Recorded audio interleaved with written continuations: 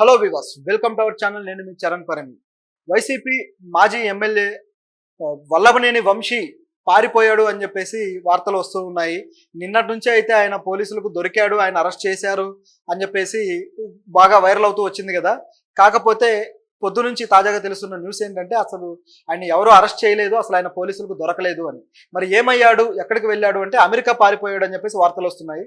మళ్ళీ దానికి కూడా క్లారిటీ లేదు. మరి అసలు నిజంగా పారిపోయాడా, లేకపోతే ఏం జరిగింది, పోలీసులకు ఆయన దొరికాడని మళ్ళీ దొరకలేదని ఎందుకు అంటున్నారు ఏంటనేది ఒకసారి గమనిద్దాం. అంటే దీంట్లో కూడా కొన్ని గిమ్మిక్స్ ఉండొచ్చు. ఎందుకంటే దొరికాక కూడా ముందు చెప్పకుండా తర్వాత వాళ్ళకి ఇవ్వాల్సిన ట్రీట్మెంట్ అంతా ఇచ్చేసి థర్డ్ డిగ్రీ లెవెల్లో తర్వాత ఎప్పుడో మళ్ళీ బయట పెట్టే పరిస్థితులు కూడా ఉంటాయి. ఇవన్నీ కొన్ని ట్రిక్స్ అనుకోండి. సరే, ప్రస్తుతానికైతే ఏం జరిగింది అనేది గమనిస్తే, గన్నవరం మాజీ ఎమ్మెల్యే వైసీపీ నుంచి గెలిచిన వ్యక్తి వల్లభనేని వంశీ గారు. ఆయన ఆల్రెడీ మొదట్లో టీడీపీ నుంచి పోటీ చేసిన వ్యక్తి. ఆ తర్వాత మళ్ళీ వైసీపీ నుంచి కూడా ఇట్లా పార్టీ మారి ఆయన గెలవటం ఇదంతా జరిగింది. అయితే ఎప్పుడైతే ఆయన వైసీపీ నుంచి ఎమ్మెల్యేగా గెలిచాడో అప్పటి నుంచి కూడా టీడీపీ మీద మరీ శృతి మించిన విమర్శలు చేస్తూ వచ్చాడు. సో దానికే పాపం పండి ఈ విధంగా అయింది అని చెప్పేసి టీడీపీ శ్రేణులు అంటూ ఉన్నాయి. కాకపోతే నిజానికి ఆయన మీద పెట్టిన కేసు ఏంటనేది కూడా అందరికీ తెలిసిందే. గతంలో గన్నవరం టీడీపీ కార్యాలయం ఏదైతే ఉందో దాని మీద కొందరు ఆయన అనుచరులే దాడి చేశారు. దాంట్లో ఈయన భాగస్థుడిగా, అంటే ఈయన కార్యాచరణ వల్ల, ఈయన ప్లానింగ్ వల్లే అది జరిగింది అనేది అక్కడ ఉన్న ఆరోపణ అనమాట. సో దానివల్ల ఈయనని ఆ దాడి చేసిన వాళ్ళలో A71గా ఆయన చేర్చడం జరిగింది, సో నిందితుడుగా. దాంతో ఇక దానికి సంబంధించి ఎవరైతే ఉన్నారో వాళ్ళందరి మీద ఇప్పుడు ప్రభుత్వం మారిన తర్వాత చర్యలు తీసుకోవాలని డిసైడ్ అయ్యారు. గత ప్రభుత్వంలో ఎవరైతే వీళ్ళని ఇబ్బంది పెడుతూ వచ్చారో వాళ్ళ మీద ఒక్కొక్కరిని మూసేస్తూ ఉన్నారు కదా, అదే పద్ధతిలో ఇప్పుడు ఈయన మీద కూడా యాక్షన్ తీసుకోబోతున్నారు. గతంలో అయితే కొడాలి నాని మీద కేసులు, తర్వాత ఆయన మీద యాక్షన్ తీసుకోవాలనుకోవడము, తర్వాత ఆయన మళ్ళీ అబ్స్కాండ్ అయిపోవడము, ఆ తర్వాత మళ్ళీ దొరికాడని చెప్పేసి ఇదే డ్రామా ఒక 20 రోజుల క్రితం జరిగింది. మళ్ళీ సేమ్ అటువంటి డ్రామానే ఇప్పుడు జరుగుతూ ఉంది. మరి ఏంటనేది చూడాలి. ఇక్కడ గమనిస్తే ఆయన అనుచరులు ఇద్దరినైతే మొత్తం 18 మందిని అరెస్ట్ చేశారు. అందులో కీలకమైన 2 వ్యక్తులు అయితే యూసుఫ్, రమేష్. ఈ 2 వ్యక్తులు కీలకంగా పార్టీ కార్యాలయాన్ని కూల్చడంలో కావచ్చు, దాడి చేయడంలో కావచ్చు, దీంట్లో కీలకంగా వ్యవహరించారు అని చెప్పేసి పోలీసులు ఇది చేసి ఆయన వాళ్ళని అరెస్ట్ చేశారు. అలాగే 18 మందిని గాలించి పట్టుకొని అరెస్ట్ చేస్తూ వస్తున్నారు. వీరిలో ఇంకా దొరకాల్సిన మెయిన్ క్యాండిడేట్ ఎవరయ్యా అంటే వల్లభనేని వంశీ గారు. అయితే నిజానికి ఇది ఈ కార్యాలయానికి సంబంధించిన విషయమేనా, లేకపోతే మరి ఏంటన్న ప్రశ్న కూడా ఉంది. సో ఏంటనేది అందరికీ తెలిసిందే. గత అసెంబ్లీ సమావేశాల్లో అయితే ప్రతిపక్షంగా ఉన్న టీడీపీ నాయకుడిని, చంద్రబాబు గారిని, అలాగే ఆయన కొడుకు లోకేష్ పుట్టుక గురించి ఈ విధంగా అసహ్యకరమైన, అభ్యంతరకరమైన వ్యాఖ్యలు చేశాడు ఈయన. పైగా చంద్రబాబు గారి సతీమణి మీద కూడా అసహ్యకరమైన వ్యాఖ్యలు చేయడము, తరువాత పార్టీ శ్రేణుల నుంచి కావచ్చు, రాజకీయ విశ్లేషకుల నుంచి కావచ్చు, సామాన్య ప్రజానీకం నుంచి కావచ్చు, మీడియా నుంచి కూడా ఆయన మీద కాస్త నెగిటివిటీ అనేది రావడం జరిగింది. సో ఆయన వ్యాఖ్యలను అందరూ ఖండించారు. ఈ విధంగా మాట్లాడడం సరైంది కాదు, అసెంబ్లీ అనుకున్నారా, ఏమనుకున్నారు, ఇలా నీతి లేని రాజకీయమా ఇది అని చెప్పేసి రకరకాలుగా ఆయన్ని దూషించడం జరిగింది. సో దాంతో ఆ విమర్శల జడి తట్టుకోలేక ఇక ఆయన క్షమాపణ కూడా చెప్పారు.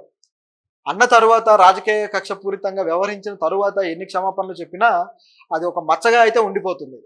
పైగా ఈ కార్యాలయం దాడి ఏదైతే ఉందో ఈ 2, అలాగే ఆయన మొదటి నుంచి కూడా టీడీపీతో ఎలా వ్యవహరిస్తూ వచ్చాడో ఇవన్నీ బేరుజు వేసుకుని ఇక ఈయనకు యాక్షన్ తప్పదు అని చెప్పేసి టీడీపీ డిసైడ్ అయింది. అయితే వీళ్ళు కూడా ఏం తక్కువ తినలేదు. టీడీపీ తమ రెడ్ బుక్ రాజకీయాన్ని నడిపిస్తూ వస్తున్నారు కాబట్టి ఈ విధంగా చేయాల్సి వస్తుంది.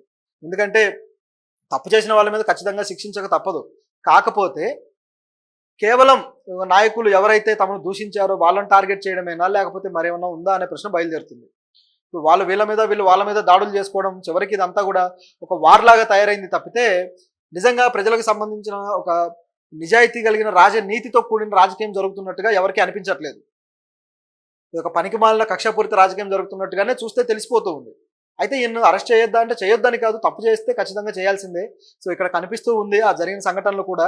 సో చేయొచ్చు. అయితే ఆయన దొరికాడా లేడా, వల్లభనేని వంశీ ఏమయ్యాడు అనే ప్రశ్నకు మాత్రం సమాధానం 2-3 రకాలుగా ఉంది. ఆయన అరెస్ట్ చేయలేదనేది క్లారిటీ. టీడీపీ శ్రేణులు, సోషల్ మీడియా శ్రేణులే కావాలని ఆయన అరెస్ట్ చేశారు అంటూ ప్రొజెక్ట్ చేస్తూ వచ్చారు సోషల్ మీడియాలో. కానీ అది నిజం కాదు. ఆయన అమెరికా వెళ్ళిపోయాడు, తన అరెస్ట్ గురించి ముందే తెలిసి ఆ విధంగా వెళ్ళిపోయాడు అనేది మరొక వార్త. అయితే దీంట్లో కూడా మరొక అనుమానం ఉంది. ఆయన అమెరికా నుంచి వచ్చాడు, కానీ వచ్చిన తర్వాత బెంగళూరులోనో, రాజస్థాన్లోనో ఎక్కడో తలదాచుకొని ఉన్నాడు అని చెప్పేసి ఆ వాదన కూడా ఉంది. పోలీస్ డిపార్ట్మెంట్ అయితే దాదాపు 4 బృందాలను పెట్టి గాలిస్తూ ఉన్నారు. సో బెంగళూరులోను అలాగే హైదరాబాద్లో కూడా చూసుకుంటే జూబ్లీ హిల్స్, మాదాపూర్, సో ఇలాంటి గచ్చిబౌలి, అలాగే రాయదుర్గ్ ఇలాంటి ఏరియాల్లో ఉన్నట్టుగా తెలుస్తుంది అని చెప్పేసి ఆయన అనుచరుల నుంచి రకరకాల వాదనలు అయితే పోలీసులకు తెలిసినట్టుగా తెలుస్తుంది. ఈ పోలీసులు కూడా అంటే రాయదుర్గంలో ఒక గేటెడ్ కమ్యూనిటీలో ఈయన తలదాచుకుని ఉన్నాడు, సో మేము అక్కడ జల్లెడ పడుతున్నామని చెప్పేసి పొద్దున అన్నారు. మళ్ళీ సాయంత్రానికి వచ్చేసరికి మరి ఆయన అమెరికా వెళ్ళాడు, మరి తిరిగి వచ్చాడా లేదా అన్న డౌట్లో ఉంది, ఏది క్లారిటీ లేదని చెప్పేసి మళ్ళీ సాయంత్రానికి మరో న్యూస్ వచ్చింది.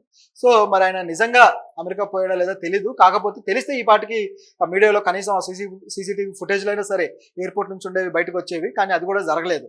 కాబట్టి మరి ఏంటి అనేది తెలుసుకోవాల్సిన అవసరం అయితే ఉంది. మరి ఈయన అరెస్ట్ చేసి ఏ విధమైన ట్రీట్మెంట్ ఇవ్వబోతున్నారు? గతంలో అయ్యన్న పాత్రుడికి, అలాగే గతంలో ప్రస్తుతం మాజీ ఎవరైతే అధ్యక్షుడు ఉన్నారో టీడీపీ అధ్యక్షుడు, గతంలో అయ్యన్న పాత్రుడికి అలాగే అచ్చెన్నాయుడికి ఏ విధంగా ట్రీట్మెంట్ ఇచ్చారో పోలీస్ స్టేషన్లలో, అదే విధంగా ట్రీట్మెంట్ ఇవ్వబోతున్నారా అనే ఆసక్తి అయితే ప్రజల్లో నెలకొంది. ఇది ఇక మరింతగా ముదిరి రాజకీయ కక్షిగా పరిణమించే అవకాశం అయితే లేకపోలేదు.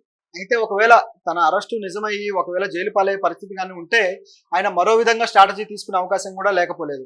ఆల్రెడీ టీడీపీలో ఉండి వచ్చిన వ్యక్తే కాబట్టి వల్లంనేని వంశీ మళ్ళీ టీడీపీ తీర్థం పుచ్చుకోవడానికో వాళ్ళకు అనుకూలంగా మారడానికో ఆయనకు అవకాశం అయితే క్రియేట్ చేసుకుంటాడని కూడా కనిపిస్తూ ఉంది. ఎందుకంటే ప్రస్తుతానికి ఆయన ఓడిపోయి ఉన్నాడు. సో ఏ విధమైన రాజకీయ ప్రాతినిధ్యం వాళ్ళ పార్టీలో కూడా ఆయనకు పెద్దగా లేదు. సో ఇదే ఆయన పొజిషన్. సో ఆయన పెద్ద సిద్ధాంతపరమైన రాజకీయం ఇప్పటిదాకా చేసింది లేదు. కేవలం ఊరికి పార్టీలు మారి అధికారం చేజిక్కించుకున్న పరిస్థితే ఉంది. కాబట్టి ఆయన మరో అవకాశం తీసుకొని టీడీపీ తీర్థం పుచ్చుకుంటాడా అనే డౌట్ అయితే లేకపోలేదు. అయితే దీనికి వాళ్ళ దగ్గర టీడీపీ దగ్గర సమాధానం ఉందా అంటే టీడీపీ ఆయన అసలు ఆ విధంగా ఎంకరేజ్ చేయాల్సిన అవసరం కూడా కనిపించట్లేదు.